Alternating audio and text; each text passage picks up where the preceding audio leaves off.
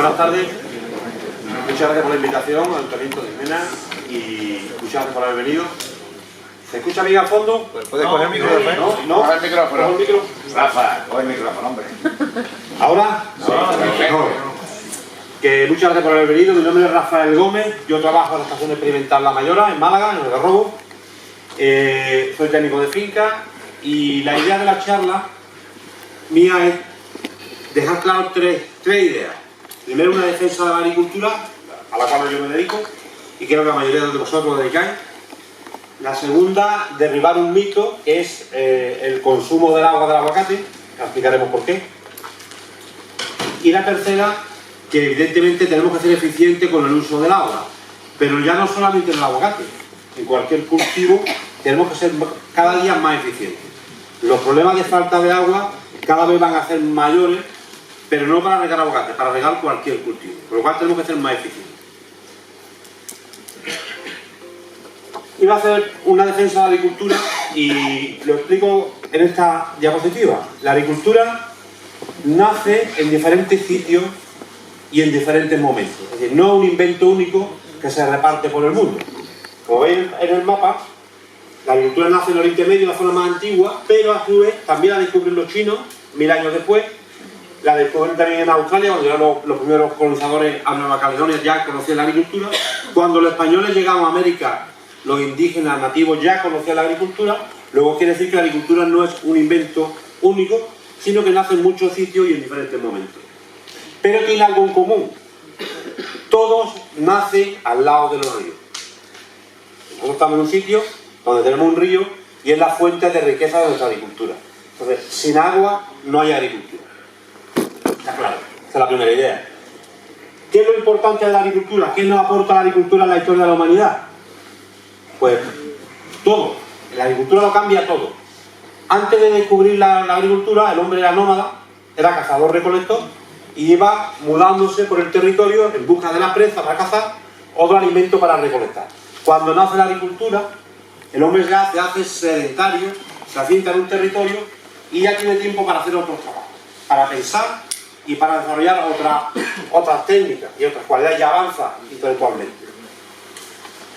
Una cosa importante que aporta la agricultura, tenemos dos periodos, lo que llamamos prehistoria y la historia. La historia es desde el momento que se puede escribir. La agricultura lo primero que nos aporta es la escritura. ¿Por qué nace la escritura? La escritura nace porque el hombre tiene una necesidad de saber qué es lo que tiene almacenado, qué es lo que tiene guardado. Y de ahí nace la primera icono o signo donde hace una contabilidad de lo que tiene guardado. Esas son tablillas en barro donde se hace una contabilidad del trigo que tiene guardado para echar el año, para saber si llega o no llega. Entonces, ese es el nacimiento de la escritura. Y eso se debe a la agricultura, no son cartas de amor. Simplemente son tablillas de contabilidad. Si no hubiera nacido la agricultura, no hubiéramos desarrollado una técnica como la escritura. Y la escritura es el nacimiento de la historia. Antes era la prehistoria. Fijaros lo importante que significa la agricultura para el desarrollo de la humanidad. Contando ya un poco la defensa de la agricultura, por qué somos agricultores, qué importancia tenemos, vamos a hablar un poco del origen del aguacate, aunque sea muy brevemente. El aguacate proviene de una región húmeda donde la lluvia es permanentemente a lo largo de todo el año, se extiende desde los 40 grados de latitud norte hasta los 39 grados de latitud sur, con diferentes alturas, desde los 200 hasta los 2000 metros y con diferentes rangos de humedad. Esa es la zona originaria del aguacate, zona de Centroamérica, de ahí proviene el aguacate. De hecho, el nombre científico es Persea americana, porque el origen es América, Centroamérica. Tenemos 3 razas, no vamos a entrar en ellos, antillana, guatemalteca y mexicana, y cada una tiene unas características que la hacen especialmente adaptable a condiciones de frío o de suelos pesados, suelos salinos. Entonces hay que tenerlo en cuenta a la hora de decidir una plantación. Cuando hablamos del riego del aguacate, lo primero que tenemos que preguntarnos es si es necesario regar un aguacate. Y en todos lados es igual. Tenemos que regar igual en Málaga que en Cádiz. Realmente la lluvia aquí es insuficiente, con lo cual tenemos un déficit hídrico y ese déficit hídrico lo tenemos que aportar mediante el riego. Pero no en todos lados es igual. Si nos vamos a Colombia, esta foto es de una región de Colombia, se llama Pereira, donde esa zona concretamente estaba a 3.000 metros de altitud. Esta vez que estuviéramos hablando de Sierra Nevada. Pero fijaros el paisaje que había allí. Esto estaba lleno, lo que veis son cafetales y plataneras. A 3.000 metros de altura, en aquella región, cultivan café y cultivan plataneras. Ahí la temperatura máxima durante los 12 meses del año son 28 grados. Y la mínima, 20 grados. Ni sube más de 28, ni baja de 20. Pero lo más sorprendente es que la pluviometría es de 3.000 litros por metro cuadrado de media, que tienen años de más de 5 y de 6.000. Sí, un año medio pueden triplicar la lluvia de Grazalema, para entenderlo. Pero es que además se reparten los 12 meses, cada mes caen 250 litros. En estas condiciones, si preguntamos si es necesario regar, pues no es necesario regar. Y lo primero que te sorprende cuando llega allí es que no hay sistema de riego, ni falta que le hace. El problema que tienen es cómo sacar el agua de la finca. Ese es el problema. Entonces, ¿el riego es necesario? Sí. En nuestras condiciones sí. Pero no en todos lados es igual.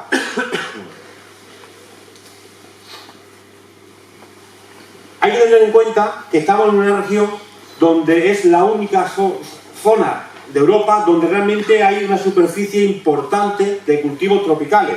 Y eso lo tenemos que aprovechar. Que tenemos un producto diferente y un producto que es único en Europa. O sea, si no somos capaces de defender esto, apaga y vámonos.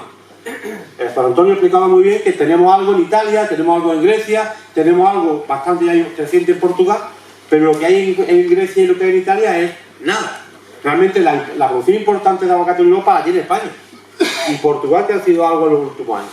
Pero tenemos que defender nuestros productos, porque somos los únicos que lo producen en toda Europa. ¿Cuál es el factor limitante? La disponibilidad de agua. Ese es nuestro caballo de batalla. Pero vamos ahora a ver un poco, el señor preguntaba en el cambio climático. ¿Cuál es la situación que nos podemos encontrar? Fijaros, estas son gráficas donde reflejan un poco el calentamiento del planeta desde el año 2000 al año 2023. Esta gráfica la presentó un técnico de Israel en una jornada en Trapiche hace pocas semanas, donde nos mostraba qué es lo que está ocurriendo en Israel en los últimos años, para que veáis que no solamente en España. Desde el año 62 hasta el 2022, ellos estaban midiendo, ellos consideran días extremos de calor cuando la temperatura sobrepasa los 38 grados. Y estaban mirando el número de días que superan los 38 grados en un año. O sea, al principio, como veis, son pocos días. Es raro el año que sobrepasaban los 10 días. Como veis, en el año 70 aproximadamente llegaron a 12 o 13 días. Pero cuando llega el año 2000, los días de temperatura por encima de 38 grados crecen exponencialmente. Con lo cual, está indicando de que hay un incremento importante de las temperaturas, no solamente en España, en todo el mundo. Y en Israel lo tienen comprobado. ¿Esto está comprobado en España? Pues también. Las gráficas implican las temperaturas medias que se producen de media en España desde el 2000 en adelante. Fijaros cómo las gráficas han cambiado hacia rojo, lo que indica un aumento de las temperaturas en España, en general. Y esto en Algarrobo en particular, la finca donde yo trabajo. Temperatura media de la estación meteorológica de La Mayora, desde el año 60 que está en funcionamiento hasta el año 2022. Fijaros la tendencia. Si la temperatura puede subir y bajar, pero la tendencia es hacia arriba. Eso es en Málaga, en Algarrobo Costa, con un clima muy suave. Posiblemente de lo mejorcito que hay en la costa de Málaga. La temperatura en Málaga, o igual que en España, hacia arriba. Y un dato, una tabla muy curiosa. Esta tabla la elaboró un amigo mío.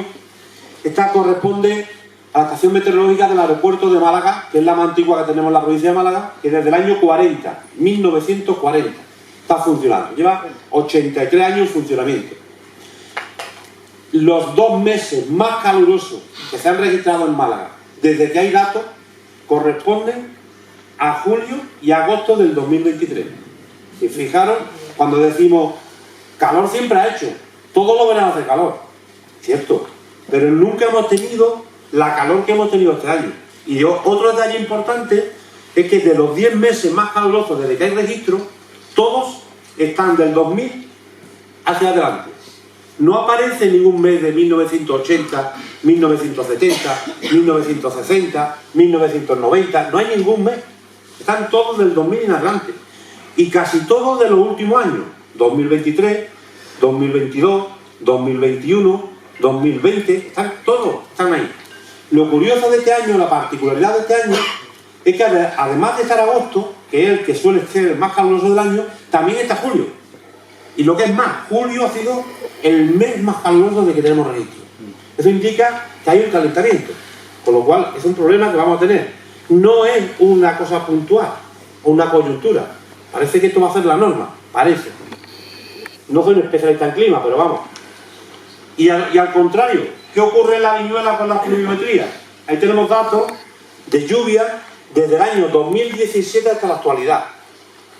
Tenemos un periodo de sequía que, como veis, es lo que está agravando el problema de los riegos en la sequía. Sí, hace más calor y además no llueve. Estos son datos de la viñuela. Por eso tenemos la problemática que tenemos en Málaga. ¿Hay que ser eficiente con el agua de riego? Evidentemente.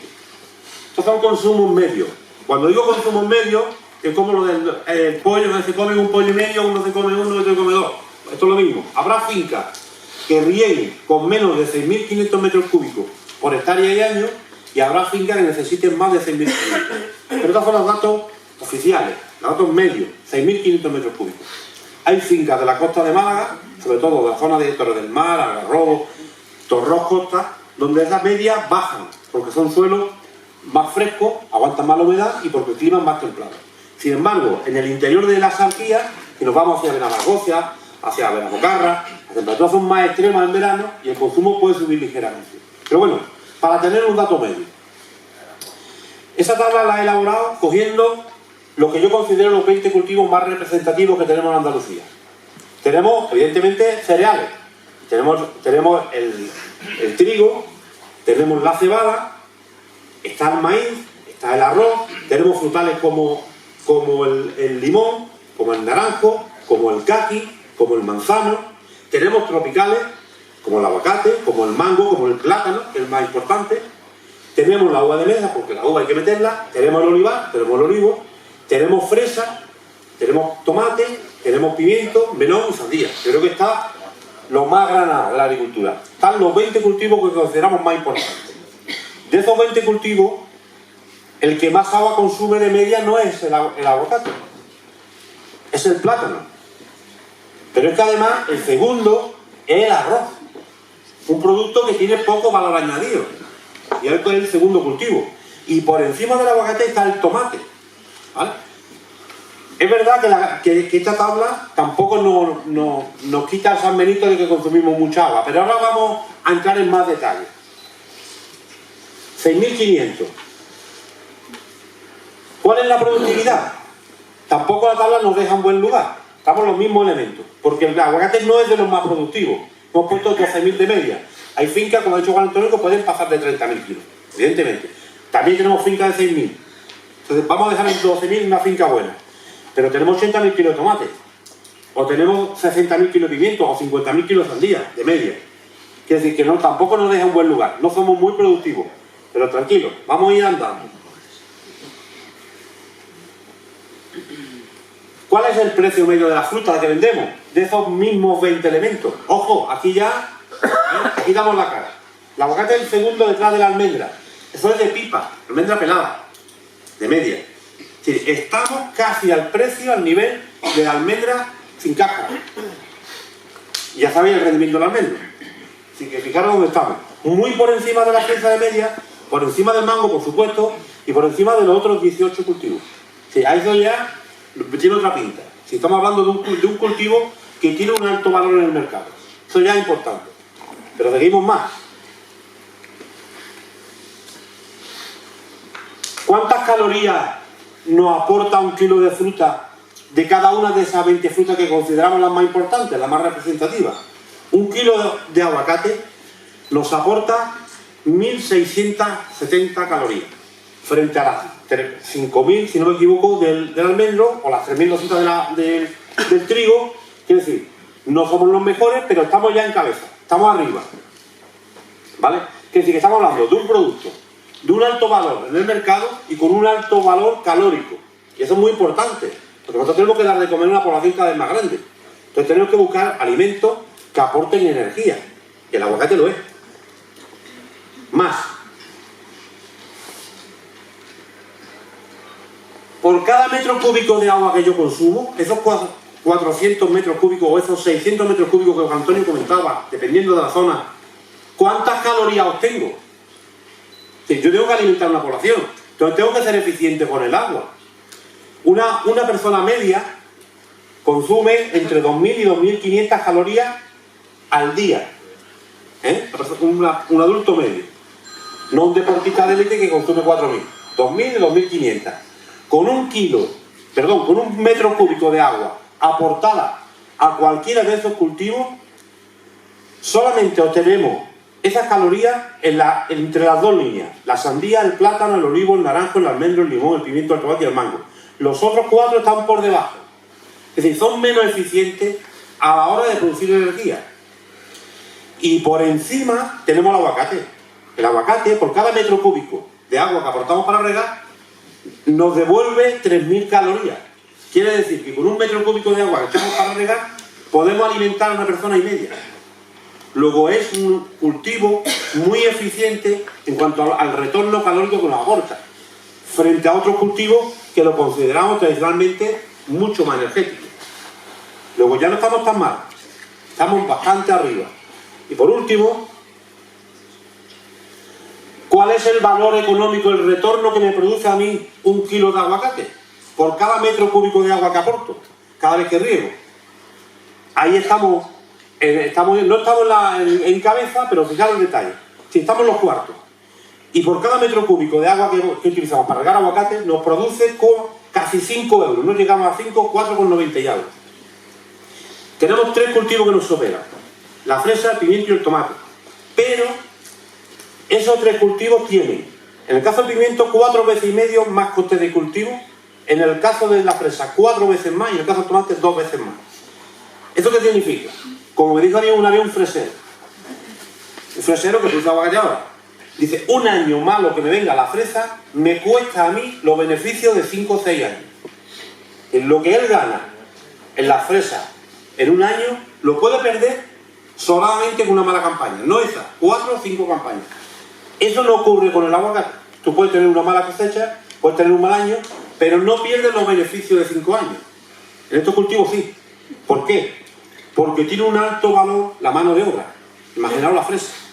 Entonces, no estamos en cabeza, pero sí es verdad que nos estamos comparando con cultivos donde la mano de obra es muy importante y donde los costes de cultivo son muy importantes. Luego, no estamos en la Champions, pero fijaros, somos el cuarto.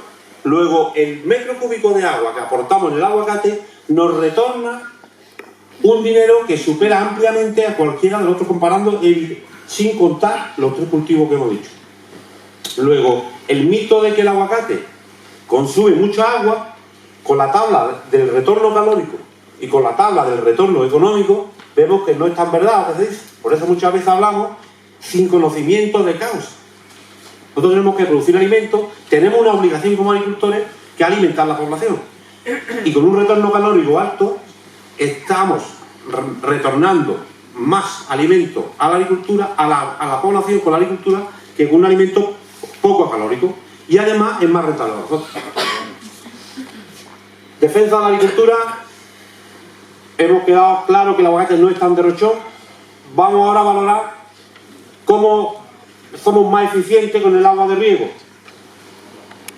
Tenemos que reducir nuestra huella hídrica, pero ojo, esto es válido para cualquier cultivo, ¿eh? Esto no es para el aguacate, para todos los cultivos en general. Tenemos que aumentar la productividad por hectárea. Si conseguimos subir el rendimiento, más beneficio, más retorno calórico, mejor. Cuanto más eficientes seamos con el agua, mejor para todos. Tenemos que optimizar el sistema de riego. Muchas veces el problema es que los sistemas de riego están mal dimensionados o están mal calculados y tenemos pérdida de agua muy importante. Y por supuesto tenemos una optimización del agua de riego. Estos son los 3 factores que podemos tocar. Vamos a ver cómo aumentamos la productividad.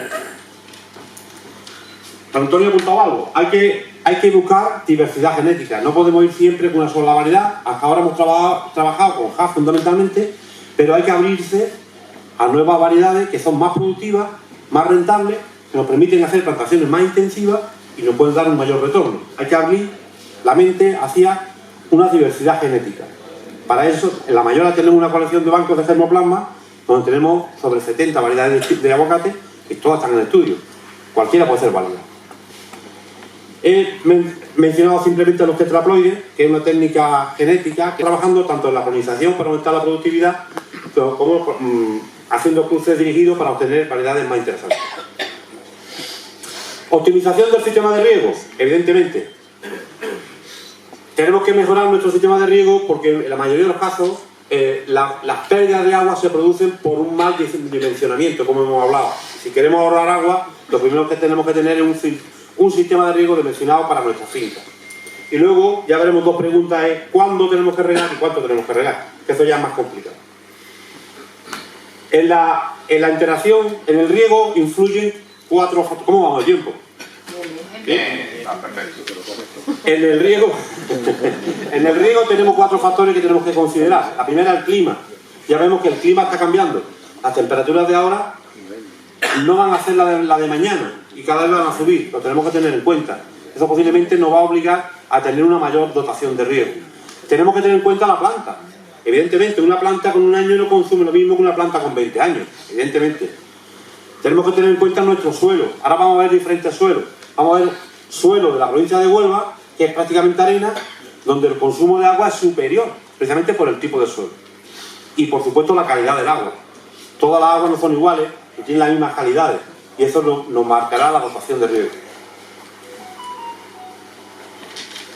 El aguacate es verdad que es un cultivo que no es muy eficiente a la hora de extraer el agua del suelo, porque tiene un sistema radicular muy superficial. Yo creo que el que conoce el aguacate ya sabe, eso lo habrá visto, lo habrá comprobado y se lo habrán dicho 20 veces, que el sistema radicular del aguacate es muy superficial. ¿Por qué? Porque en la zona de origen que contábamos al principio, zona de la selva de Chiapas, en México, llueve todos los días, en una zona tropical. La planta no tiene que buscar del agua en profundidad porque mañana va a tener otra ración de agua. Y después de mañana pasado tiene otra ración de agua. Y así todos los días, Con lo cual es muy poco eficiente si lo comparamos con un cultivo típico del Mediterráneo como puede ser el olivo. El olivo sabe que tiene un periodo de lluvia que comienza en el mes de octubre, bueno, comenzaba en el mes de octubre, noviembre, y terminaba en abril, principio de mayo. Ese era el periodo normal de lluvia. Y luego empezaba un periodo de sequía, que empezaba con el mes de mayo y no terminaba hasta el final del verano. Eso era lo normal. ¿Y el olivo qué hacía? Pues el olivo lo que hace es buscar el agua en profundidad y tiene una raíz pivotante y un sistema radicular muy eficiente. El aguacate, por el origen de donde viene, pues no lo tiene, no lo ha desarrollado, no le ha hecho falta. Aquí tenemos una foto donde se ve el sistema radicular del aguacate. Como veis, está prácticamente todo arriba. Y ahora veréis en otra diapositiva, esto es de Huelva. Fijaros, un perfil que es prácticamente arena.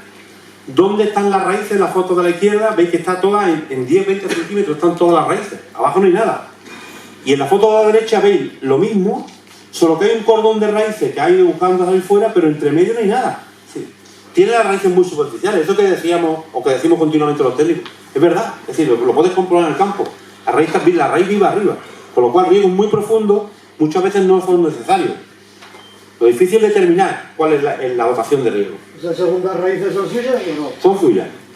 Es un cordón de raíces que ha bajado y va paralelo al polifibril. ¿Cómo se conectan unas con otras? No, está conectada. Estos bajan desde arriba y están conectadas con las raíces principales. Son suyas. No había otro cultivo, que no había ni hierba. Es un polifibril. Evidentemente hay que tener mucho en cuenta el tipo de suelo con el que nos estemos manejando. Si queremos ser eficientes con el riego, lo primero que tenemos que ver es qué suelo disponemos, qué suelo tenemos. Hay veces que nos encontramos con un suelo que nos parece que es muy permeable, que es arenoso, que tiene un porcentaje de material legumoso importante, pero a 30, 40 o a 50 centímetros nos encontramos una capa impermeable que hace que cuando el agua llega ahí, ya no percole. Y actúa como una balsa. Empieza a subir, y nos encontramos encharcamiento. Y dice, bueno, tiene un suelo que es muy poroso, parece que el agua percola muy bien. Pero tenemos debajo una capa que nos impide el drenaje de ese suelo. Fijaros, esto fue en la provincia de Huelva. Es arena. Ese suelo de arena prácticamente, o muy arenoso, con un porcentaje de arena del 70%. Está en caballones. Incluso en un suelo ligero como ese, se hacen caballones. Luego está hecho con un mulching de paja, en lugar del polifibril ha utilizado la paja como mulching. Pero lo importante es que ha hecho su caballón. Eran 15 hectáreas en una hoja y se hizo sobre caballón y cubierto de mulching de paja. Paja gruesa. La calidad del agua del riego, evidentemente, muchas veces no podemos trabajar con ella, porque tenemos la que tenemos y nos tenemos que apañar con el agua que nos den. Ahora en la Sarquía nos están dando agua regenerada y si nos ponemos exquisitos diremos, no, yo esa agua no la quiero porque tiene mucho contenido en cloruro. Pues si no tiene esa, apague, vámonos, esa es la que hay. Pero bueno, deciros que el aguacate, por las condiciones que hemos dicho antes, del lugar donde proviene, le gusta el agua de lluvia. Y el agua de lluvia, ¿cómo es? Un agua de muy buena calidad. Y el agua que tenemos ahora mismo, en Vélez Málaga, pues no son de muy buena calidad, son todo lo contrario. Aquí tenéis un agua de más calidad, pero puede ser que cambie también las circunstancias aquí y tengáis que utilizar portainjertos que sean más tolerantes a este tipo de agua, que ya lo hay en el mercado y se está trabajando hace mucho tiempo con patrones de aguacate tolerantes hasta cierto punto a la salinidad. Es importante. ¿En qué se está trabajando el tipo de emisores? Lo tradicional era el botón, el gotero Netafim de la derecha, era el sistema de emisor tradicional en todas las plantaciones de aguacate. Últimamente se está apostando más por el tema del gotero integrado. ¿Qué diferencia hay entre uno y otro? El integrado me permite tener mayor número de emisores, más continuos, regar una franja más continua, con caudales más bajos, con lo cual no me percola tanto el agua y mojo más superficie. Frente al otro, inconveniente, como todo, no es nada perfecto. Si el orificio es más pequeño, se me puede obstruir con más frecuencia. Y sustituirlo es más complicado porque va integrado dentro de la tubería de riego. Hay que cortar y empalmar o añadir un gotero externo. O cambiar el tubo entero. O cambiar el tubo entero.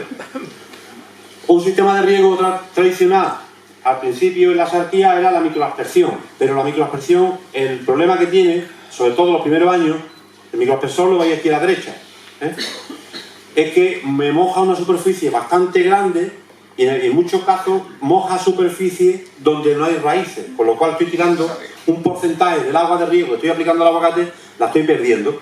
La estoy perdiendo primero por evaporación, porque no está sombreada, está el agua muy expuesta, por evaporación, y segundo porque la hierba se van a encargar de aprovechar ese agua. En cambio, los sistemas de riego de gotero integrado, lo que me hace son dos franjas, si pongo dos líneas de gotero, me hacen dos franjas que me mojan una superficie importante, pero todas dentro del agua, con lo cual es más eficiente. En ese aspecto es más eficiente el gotero integrado que la microaspersión. Y mojo más superficie. Vamos a ver la diferencia. Bueno, esto simplemente para que veáis que en un ensayo que se hizo en Israel durante 15 años, veis la gráfica, con aguas residuales, con agua de mala calidad, la productividad a medio y largo plazo cae. Eso está ahí, eso lo han hecho ellos y ellos tienen experiencia en ese tema, y utilizar agua 100% regenerada o depurada es un problema. Hay que mezclar, hay que trabajar con agua de mezcla cuando se puede. ¿Cómo optimizamos? Pues evidentemente tendremos que trabajar con todas las fuentes de agua disponibles. La de la izquierda es una desaladora, la de la derecha es una depuradora, la de la izquierda es el pantano de la Viñuela cuando estamos en un mejor momento, y la derecha es agua de pozo. Es decir, que tendremos que utilizar todas: el agua de pantano, el agua de nuestros pozos, las aguas depuradas y la agua desalada. Al final tendremos que hacer una gestión integrada de todas las aguas para poder salir para adelante, ¿no? Sí, lo que ocurre en Málaga puede ocurrir en Cádiz también, pero bueno, hay que aprender de los errores. ¿Cuál es la diferencia que contaba antes del tipo de emisor? Fijaros, es el bulbo, lo que se llama, es decir, cómo moja el gotero en el suelo una vez que cae el agua. Ahí tenemos tres tipos de suelo y vemos con tres emisores de caudales diferentes. El suelo de la derecha sería un suelo típico de Huelva, o más típico de Huelva, arenoso. El bulbo es más vertical, por eso se ponen más emisores, porque el agua rápidamente percola. Y el suelo de la izquierda sería un suelo pesado, con un porcentaje de arcilla importante. La mancha se expande más y baja menos. Eso nos puede determinar qué tipo de emisor es más adecuado para nuestro suelo. Fijaros la diferencia. El árbol de la izquierda tiene un solo emisor que puede ser un microdifusor, que echa 24 litros la hora en un solo emisor. En cambio, el del medio tiene 3 emisores de 8 litros hora, 3 goteros de 8 litros hora, y el de la derecha del todo son 6 goteros de 4 litros hora. En una hora de riego aporto el mismo caudal, 24 litros. Pero la zona que mojo con el primer emisor es muy inferior al de la zona de la derecha. Y eso, como en la planta, ¿qué ocurre? Cuando vienen olas de calor, cuando vienen golpes de calor, el tener una superficie de suelo mojada más amplia hace que la planta tenga más reserva de donde tirar. Si cuanto más suelo mojo, más raíces tengo mojadas, más capacidad tiene la planta de responder frente a una ola de calor. Eso es muy importante. Y estoy aportando el mismo caudal, 24 litros la hora.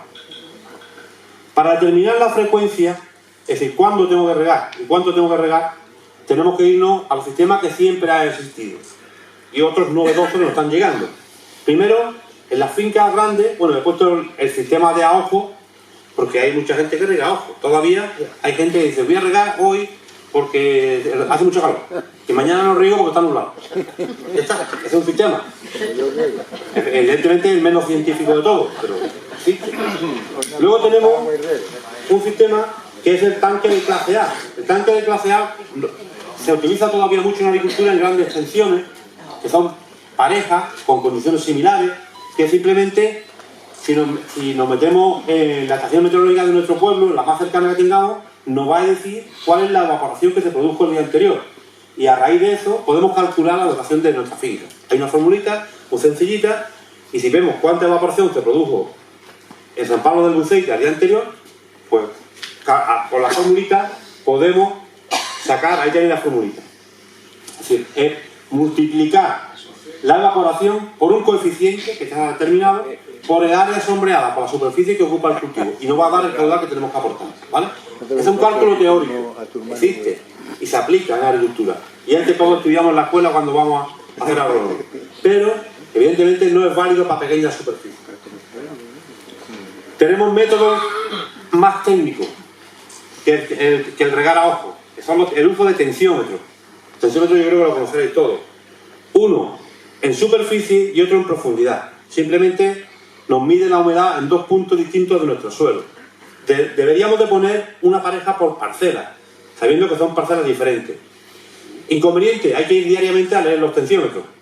Fijaros, ahí tengo un ejemplo. Este es el manómetro, donde nos dice si el suelo se ha secado y tenemos que regar. Aquí tenemos un ejemplo, yo quería llevar aquí. El de la izquierda, el tensiómetro, el pequeño, el de superficie, 15 centímetros. Y el de la derecha, el tensiómetro grande, que está clavado a profundidad, 30 centímetros. En aguacate 30 centímetros ya para nosotros es profundidad, porque a 50 centímetros ya está percolando. Pero ya nos da igual, ese agua ya se pierde, no lo aprovecha el aguacate. Fijaros, vamos al campo y nos encontramos que en superficie tenemos menos 5 kilopascales. Menos 5 kilopascales quiere decir que está el suelo prácticamente saturado, que la planta no tiene que hacer presión para extraer el agua. Sin embargo, en profundidad, a 30 centímetros, hay menos 35 kilopascales. Quiere decir que el suelo está muy seco y hay poca humedad. ¿Qué indica eso? ¿Qué pensáis que está indicando? ¿No se os ocurre a nadie una idea? Está indicando que si arriba tengo humedad suficiente, está el suelo casi saturado, y abajo está muy seco, el riego que di el día anterior se quedó muy corto. El agua no ha llegado abajo. Entonces, con esa pareja de tensiómetros me está diciendo que los riegos de esa finca tienen que ser más largos, que el agua no llega. Si le da 1 hora, tendré que probar con 1 hora y media. Y si al otro día o cuando vaya otra vez veo que con 1 hora y media tampoco ha llegado, tendré que darle 2. ¿Vale? Eso es lo que me están diciendo los tensiómetros. Y si fuera al revés, y tengo menos 35 arriba y menos 5 abajo, tengo humedad abajo, pero arriba se me ha secado, pues debo de dar un riego, aunque sea corto, pero más frecuente, para mantener la humedad en la parte superficial. Por eso el tensiómetro no es la herramienta perfecta, pero es una herramienta que nos dice cuándo deberíamos de regar. Es una ayuda, y una ayuda importante. Pero claro, hay sistemas que van saliendo más modernos que son mejores. Voy a andar muy rápido. Lo que es el fitomonitoreo. El fitomonitoreo es simplemente monitorizar una planta o varias plantas de mi finca y ver cómo está respondiendo frente al estrés. ¿Cómo lo hago? Pues con diferentes sensores. Esto es lo que se llama un dendrómetro. Un dendrómetro es un aparatito que yo clavo en el tronco del árbol, que tiene una aguja muy sensible, que es capaz de registrarme el incremento y la contracción del tronco durante la noche y el día. Es decir, que la diferencia que puede haber en el tronco durante un día me lo mide. Y no solamente durante el día, sino durante el periodo de que yo quiera, una semana, un mes, para ver si la planta se está estresando o no. Es un dendrómetro. Eso va a un ordenador de riego donde me da las señales. Esto es un sensor de fruto. Lo que me dice es cómo va incrementándose, esto es parte de un walkie-talkie, lo que va abriendo en función del crecimiento del fruto. ¿Vale? Es un sensor de fruto. Estas son herramientas ya más modernas, que están en el mercado, eso ya existe. Esto es un sensor de hoja que lo que mide es la temperatura de la hoja. La hoja actúa como el radiador de un coche. Si cuando el coche se calienta, cuando la hoja se calienta, el motor del coche pide que le pase agua para refrigerar, ¿verdad? Cuando la hoja se calienta, necesita agua de la planta para bajar la temperatura de la hoja. Si la temperatura está por encima del ambiente, que ocurre muchas veces, es porque el radiador no está funcionando. Quiere decir que la hoja no está recibiendo el agua que necesita. Entonces cuando entra en estrés. Entonces si miramos la temperatura de la hoja y esa temperatura de la hoja está por encima de la temperatura del ambiente, nos está diciendo que el motor del coche se nos está calentando, que tenemos un problema. Entonces, teniendo esos sensores, pues tenemos un aviso de que algo no funciona en la finca. Muchas veces, aunque tengamos agua suficiente en el suelo, las temperaturas son tan altas que no permiten la refrigeración. Yo ponía el ejemplo, hablaba de que un corredor de maratón tiene avituallamiento cada 5 kilómetros, puede beber toda el agua que quiera, pero cuando termina los 42 kilómetros, termina exhausto y ha perdido agua. Y dice, bueno, pues ha dispuesto toda el agua que quería, pero ha perdido a más velocidad de la que es capaz de reponer. Pues el aguacate, cuando la temperatura llega a 38 grados, pierde más agua de la que es capaz de reponer. Por eso entra en estrés. ¿Cómo eliges la hoja para medir la temperatura? Normalmente se elige siempre la orientación sur-sureste. Sí. No te coges la cara norte, sino las que más radiación reciben. A sol saliente y a mediación. Más a media. Ni abajo del todo ni en la copa. 1,5 metros, 2 metros, 3,5 metros, 2 metros y sur-sureste. Esto es un sensor de suelo que lo que mide es la humedad del suelo, como el otro, pero electrónico.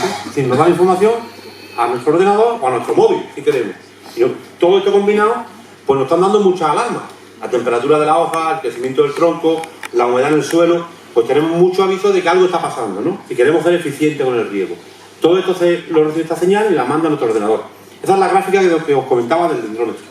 Fijaros que hace como un diente de sierra, que sube y baja, sube y baja, sube y baja. Esto lo que indica es que durante el día el tronco se contrae porque pierde agua y durante la noche se expande. Cuanto mayor es la diferencia del diente de sierra, más estrés ha sufrido el fruto. Pero lo importante es que a lo largo de un periodo la planta haya crecido. Fijaros la línea del medio, la morada. Hay dientes de sierra, pero son menores. Y además, el árbol empezó con un diámetro de tronco por debajo del verde y terminó por encima. Ese árbol estaba bien regado y los otros dos no. Eso es lo que nos dice el dendrómetro. Han salido también una sonda que se llama la GS3, que lo que te miden es humedad en el suelo, conductividad eléctrica, es decir, sales que hay acumuladas, y la temperatura. Otra herramienta nueva, también muy práctica, y que también nos determina cuándo debemos de regar. Estoy indicando simplemente tipos de herramientas que nos puedan ayudar a saber cuándo y cómo tenemos que regar. Con la diapositiva anterior, Rafa. Luego tenemos una sonda que últimamente se está poniendo muy de moda, que son las sondas de capacitancia. Ahora la veremos. Son simplemente sondas que tienen mediciones a diferentes alturas y que previo a la instalación tenemos que conocer nuestro suelo, tenemos que saber cuál es la capacidad de campo, es decir, cuál es la capacidad de almacenar agua que tiene nuestro suelo.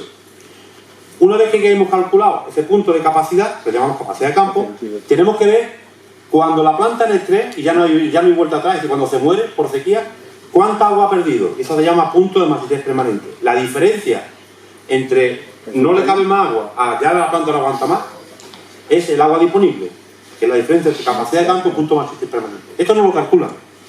Nos lo calcula con un análisis de suelo. Y una vez que nos han dicho cuál es nuestro suelo, nos venden esta sonda.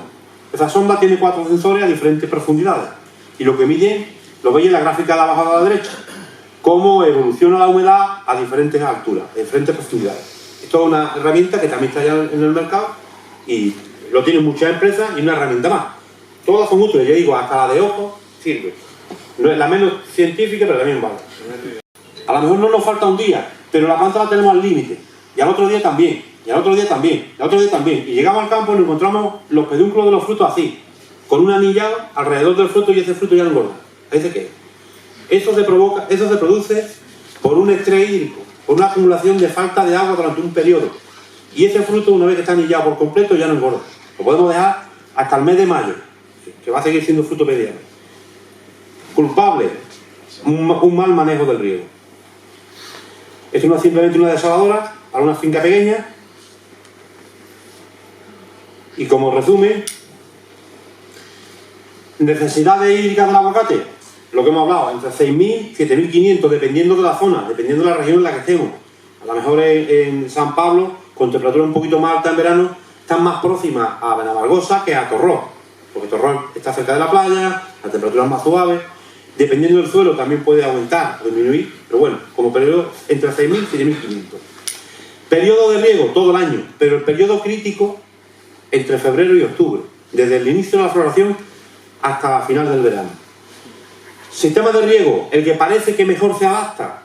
En los últimos tiempos se ha visto que el sistema de riego con varias líneas de gotero integrado parece que es el más eficiente con el agua, el más eficiente.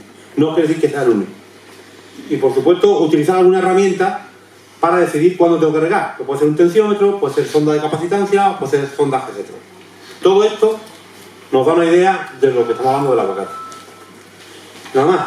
Muchas gracias. ¿Tenéis alguna duda?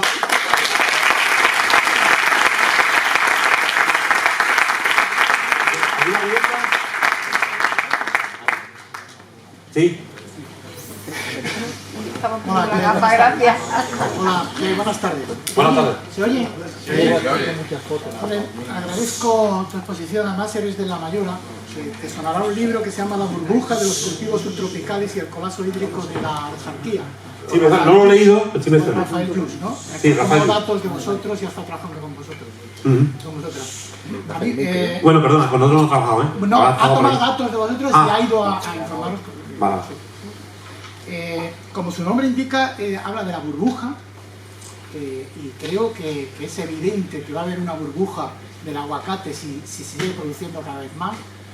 Y de hecho, la Unión de Pequeños Agricultores de las Arquías este año ha dicho que hay un 60% menos por culpa del agua. Y ha dicho además que el futuro del aguacate no existe. Eso lo ha dicho el secretario de la Unión de Pequeños Agricultores de las Arquías. Porque cada vez hay menos agua, es evidente. Aquí se ha dicho que no se sabe qué va a pasar, eso es negar la evidencia. Claro que se sabe lo que va a pasar, que va a haber cada vez más sequía. Y si hay cada vez más sequía y cada vez aumenta o se mantienen todos los cultivos de aguacate, vamos a llegar al desastre total. Y además, económicamente este año los agricultores de aguacate de las Arquías están diciendo que al haber producido un 60% menos, están arruinando. Así de claro. Por tanto, esto es un pan para hoy y ya sabemos que es para mañana, ¿no? Pero eso es igual, esto es todo igual, porque claro, evidentemente el tema económico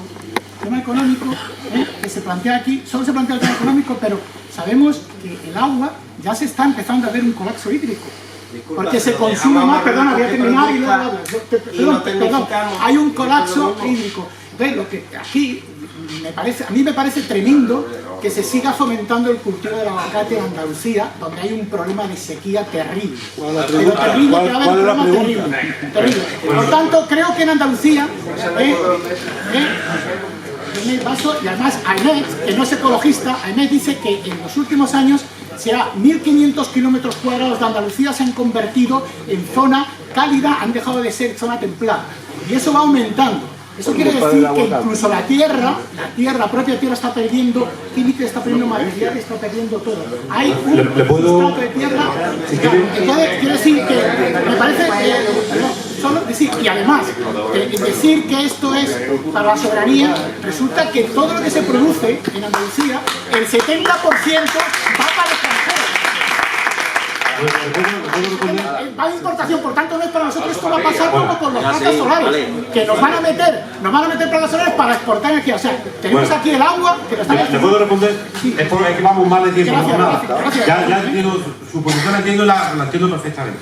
Yo le voy a contestar como le contesté una vez. Recibí una visita de 3 técnicos de Valencia, uno de Alicante, de Castellón, que eran 3 valencianos que venían con una empresa comercial.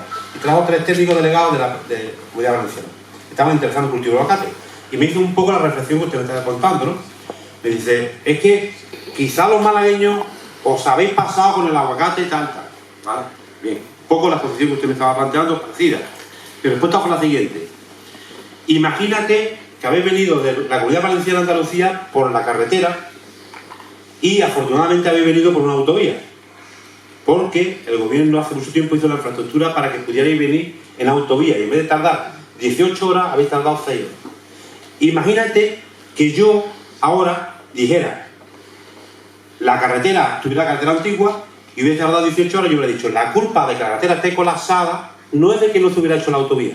La culpa es que la gente la da por comprarse coche. La culpa es de la gente por comprar coche. Es decir, en lugar de decir, nos faltan infraestructuras, hago la vuelta y digo, no, la culpa es la gente por comprarse coche. No, señor, la gente está en su derecho de comprarse los coches que quiera. El gobierno...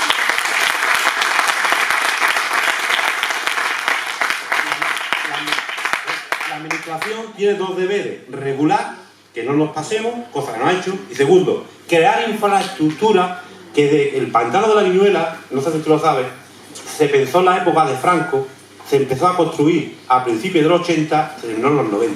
Quiere decir que desde el año 70 hasta el 2023, la administración de las diferentes entidades políticas, yo no entro, no han hecho en la Sarquía nada en 60 años. Y la realidad de la Sarquía hace 60 años no tiene nada que ver con la realidad de ahora. Igual que los coches que había en los años 70, mi padre tenía un 600 y era el único de mi barrio, no tiene nada que ver con la realidad de mi barrio en el año 2023. Luego hay que la infraestructura hay que modernizarla y hay que adecuarla a la situación. Y eso no se ha hecho. Y ese es el problema. Que también hay que regularizar cuántas plantaciones se pueden hacer. Por supuesto. Yo no creo que debamos plantar aguacate en la sierra de Ronda. Claro que no. Yo también soy consciente de que hay que haber una regulación. Pero lo que no podemos entrar es el derecho de prohibir por prohibir. Sino que la gente con su dinero haga lo que quiera, siempre y cuando se ajuste a lo que dice la administración. Muy bien dicho. Estamos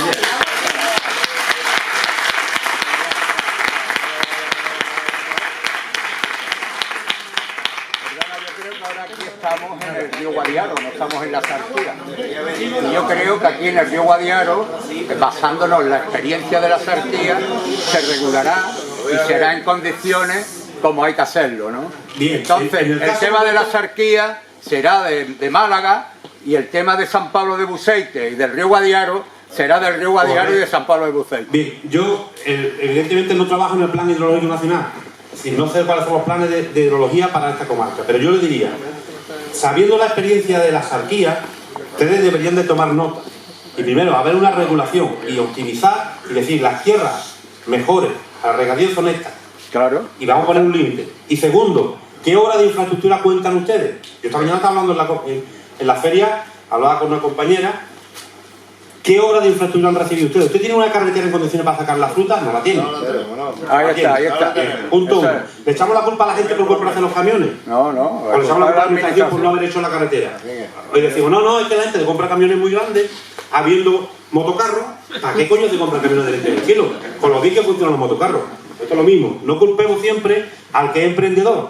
Pues como le dije a los valencianos, ¿qué hubierais preferido? ¿Que los malagueños estuvieran cobrando el PER y desde Valencia hubiera dicho, es que soy un flor, no queréis trabajar? ¿Eso hubierais preferido? Pues no. Hemos hecho un emprendimiento. Y es plantar aguacate, plantar mango. No quiero hacer... No, pero y que al margen de todo esto, la Sarquía, claro, ustedes San tienen que Pablo de aprender Buceite, de lo que ha pasado en la Sarquía. Tenéis que aprender. Y el no hacer las cosas mal. Pero también tenéis que presionar a la administración, porque ustedes tenéis un río que durante el invierno echa mucha agua al mar y no tenéis acopio, porque no tenéis pantanos, y cuando llegue el verano os va a faltar el agua. Pero los pantanos no se hacen de hoy para mañana. Si queréis tener el pantano hecho, tenéis que empezar a pedirlo ayer. Claro. Entonces, si no, va a pasar lo mismo. El problema no es solo la sequía, sino es la gestión de los recursos, la infraestructura necesaria para esa gestión de los recursos. Correcto, es que todo va a tener que ir de la mano. Haciendo referencia a la zona de la Sarquía, gracias a la agricultura y en concreto gracias a los subtropicales, después de más de 30 años se van a poner en práctica y se están ejecutando ya 3 plantas de tratamiento terciario para las depuradoras. O sea, para aprovechar esa agua que vertemos a esos ríos, a esos arroyos y a esos mares. Y a las playas donde nos bañamos. Que ha habido muchos veranos que hay playas de la Costa del Sol se han tenido que cerrar porque la calidad del agua no daba para... Por los vertidos de la depuradora. Y si nos ponemos a hablar de eso, yo tengo la finca. Y gracias a la agricultura, a la petición de la agricultura y de los subtropicales, se va a poner en práctica y se va a reutilizar ese agua. Yo creo que hay que hacer un desarrollo sostenible y eso... Y haciendo hincapié en lo que tú decías, Río Guadiaro, para que conozcan los datos también, cada año, en un año hidrológico medio, vertemos al mar, por el estuario de Sotogrande, 600 hectómetros cúbicos. O sea, la capacidad de 6 pantanos como el que tenemos en... Con eso se lleva la Viñuela 4 veces. ¿Cómo ves?